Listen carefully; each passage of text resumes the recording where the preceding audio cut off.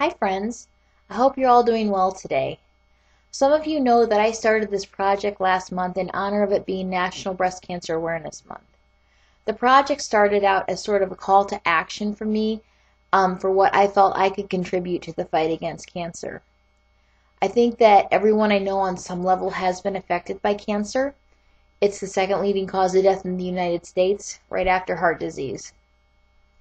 But everyone knows how serious it is, and in spite of that, I don't think that as a nation we've done enough to address it. Everyone worries about it, and many people generously donate and walk to help find a cure. And so far there isn't a cure. But one thing that I've learned in life is that there is more than one way to address any problem. In addition, I've seen that many people fall into one or two categories when it comes to problem solving. You have the person who does everything they can to try and prevent the problem from happening. And then you have the person who is really good at getting problems thrown at them. And they take those lemons and turn them into lemonade. This is the it's easier to ask forgiveness than to ask for permission person. And that's the kind of person I see myself as. However, I'm not ignorant to the fact that both kinds of approaches can work and have a place in this world. The majority of people have addressed the issue of cancer by treating it like the lemon. They focus on making the lemonade, and it's a bitter lemonade, but lemonade nonetheless, and they've done a great job giving people hope and support and finances to get closer to finding that cure. But over the past 2 years, I have had 2 friends who have become orphaned due to losing parents to cancer. I've lost a coworker to it who was far too young to go, and lately I've just been affected by it in other ways. And I'd love to find a cure today, but I'm not a microbiologist. I've heard, though, that there are things that cause cancer, and I've heard a lot of people say that it kind of just shows up. You know, you see something that doesn't look quite right, you feel a lump, and you go to the doctor, and then they tell you, you've got cancer, and then it's all about the research and the options, and what can I do to change my diet, my lifestyle? Do I go through chemo, radiation? And then once people get that diagnosis, they find out that there's things that they can do outside of the chemo and outside of the radiation to help their healing. But again, it doesn't start until the diagnosis. So I thought, okay, what about the prevention side? What about that? I mean, is cancer one of those things that just shows up and surprises us one day and says, hello, I'm here? Or is there something solid and legitimate that can be done to prevent it from happening? So I started my own research. I started with the basics. What is cancer? What might or does cause it? In my research, I found cancer is a genetic mutation that causes cells to grow abnormally and out of control. And this out of control growth in turn destroys normal healthy cells, and that takes over your body eventually, leading to death. As far as what causes the mutation, I researched some medical websites, and they all agree that there are 2 major reasons for cancer. The first is being born with a predisposition to develop cancerous cells. The second is exposure to outside factors after you're born. The website for the Mayo Clinic talks about this, and Mayo Clinic adds that the second reason, outside factors, are far more common in causing cancer than the mutations caused by family history. Evidence of this is supported by the American Cancer Society and Medical News Today. These sources go into some detail about those outside factors, especially the American Cancer Society. So what are they? Well, there are 5.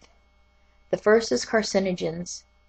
The second is radiation and free radicals. And free radical, by the way, is just kind of another way of saying radiation.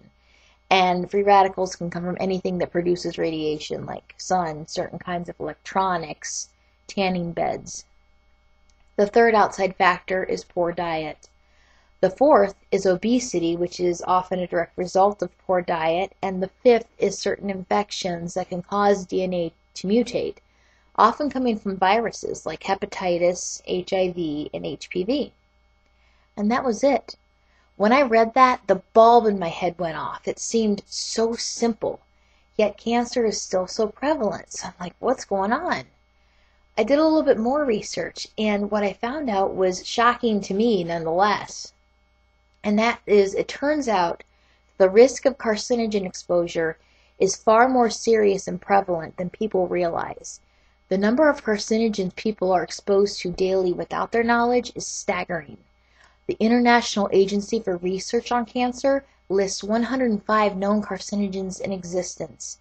And you can see this data and full list of these carcinogens on the American Cancer Society website. And I can send you the link if you need me to. Before you check that out, you need to know something.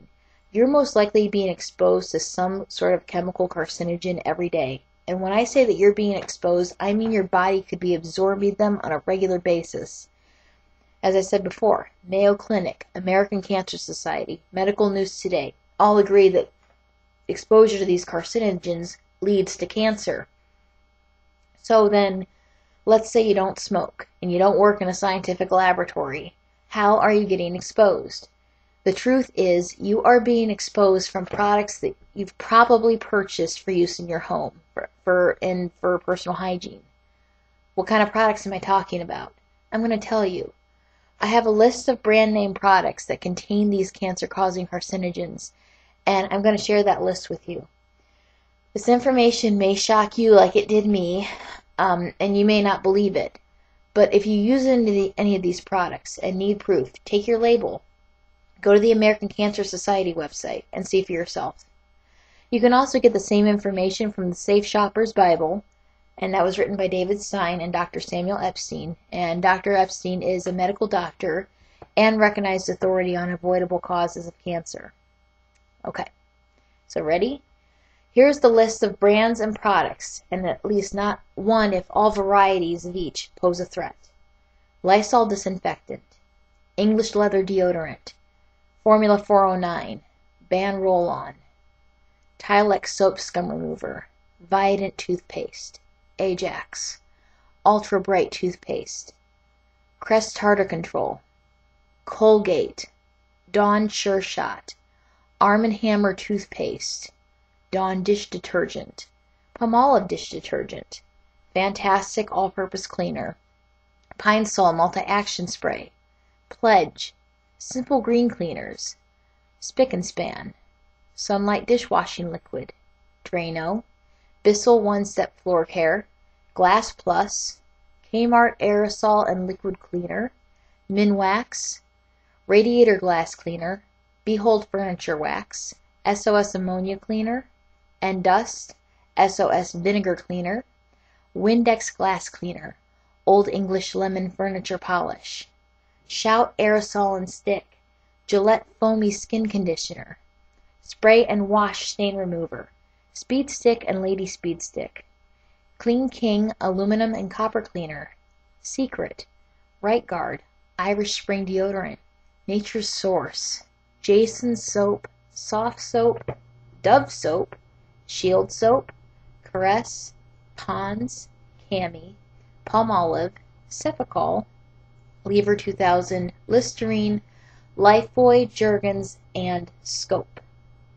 According to the Safe Shopper's Bible, some of these products also may contain neurotoxins, which are linked to mental disorders. So as a side note here, if you are pregnant or thinking of getting pregnant, do not use them, please. I will have a video on neurotoxins another day, but I just wanted to throw that additional tidbit in there. Note, now, this list does not contain every product on the market that contains carcinogens. But if you have concerns with any other products you might be using, again, the list is on the American Cancer Society website, and you're empowered to do that research now. In the meantime, you should also know that you're empowered to protect yourself, and you have a choice to stop allowing yourself to be exposed to these carcinogens. And by the way, if you think that by using gloves or rinsing these products with water eliminates your exposure, consider that carcinogens can start mutating cells within 15 seconds of contact, and that carcinogens can also be absorbed through inhalation. Now, sometimes our body sheds these mutations and sometimes they don't, and they become cancer. So what are you able to do about it for yourself and those you love? There is an online company that manufactures replacements for all of these toxic brands without carcinogens that work just as well for a reasonable price. I have been a customer of this company for 2 years now, and let me tell you, I don't use anything for 2 years if it doesn't work. They're a big store. They have over 350 products available for your home and body. Not only do they not contain carcinogens, they don't contain bleach, ammonia, chlorine, phosphates, sulfates, aspartame, sulfites, red dye 40, BHT, formaldehyde, or any other kind of toxic preservative whatsoever. Now, what I'm telling you in this video is very focused on cancer prevention.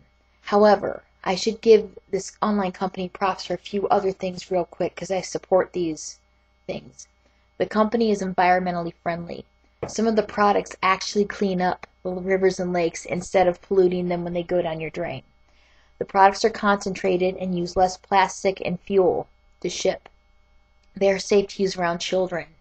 They don't require child safety caps. They're poison control verified.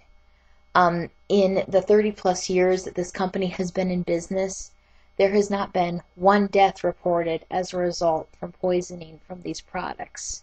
Think about that. That's amazing. The company has a holistic supplements line that's made with a compound that actually helps eliminate free radicals from the body. And as I said earlier, these free radicals are another outside factor that can cause cancer. And because of the affordability and the quality of the products, the online store has a customer retention rate of 95%. They received the Torch Better Business Bureau Award for their ethical business practices. They don't advertise at all. In fact, 100% of their business comes from word of mouth. They support nonprofits. And they also support economical growth in that they give customers the option to share in their profits when they share the company, or if a customer wishes, every time they shop, the company will donate to a non-for-profit. And it's the fact that they don't advertise that they can afford to do this. I've worked in advertising and it's expensive. It's 2/3 of the price of an item at the grocery store. And this company would rather use that additional money for better products and helping other people. Anyway, back to my initial reason for all this. The conclusion I came to after all this was that cancer doesn't just show up. It is caused by mutations in our cells, which can come from genetics, but far more likely comes from outside factors, all of which can pretty much be reduced significantly or eliminated altogether. And for me, that was the best thing because that means that there is hope. It's also why, with my vast background of over 15 years of work experience in corporate, retail, and entrepreneurship, I would spend this much time advocating this company. What a way to really tackle the fight against cancer. Hopefully, one day there will be a cure. But in the meantime, switching products, in my household to these ones has been a really easy step in prevention. And I like it because it's real. It's something I can do right now. I can afford it because I'm just switching brands. I'm not buying a bunch of products I don't already use. The prices are pretty much the same. And I don't have to worry about my 2-year-old niece climbing in the cupboard and getting into it. I don't even have to lug it around in this cold weather because I just order online and it's sent to my door. To me, it's a no-brainer. However, I understand that this presentation may have raised some legitimate questions and concerns. So if you would like to ask me any questions or learn more, please send me a message or give me a call. I'll meet you at a cafe, a bookstore, whatever you want. I can make special arrangements if you have trouble getting out. I've been working with a toxicologist educator named Joy, who has her own experience and story. She's a leukemia survivor. She's been a customer of this company for 10 years. Her journey into toxicology started when she started to educate herself, when she was diagnosed and learned it could mean the difference between life and death for her. Today, she's a wealth of knowledge, and she's not just a survivor. She's thriving. She once told me that her oncologist said that she was her healthiest patient. She actually gives free workshops on wellness every single month. If you'd like, I can also put you in contact with her or give you her workshop schedule. Finally, on the other hand, if you feel like you don't need any more info and would just like your own link to wellness, then let me know that too. But I encourage you to do something, Don't wait until you or someone you love is sick. Make the change, do some more research, ask questions. Just don't turn away. I'm here to listen and I'm here to help. You can contact me on this anytime. Thank you.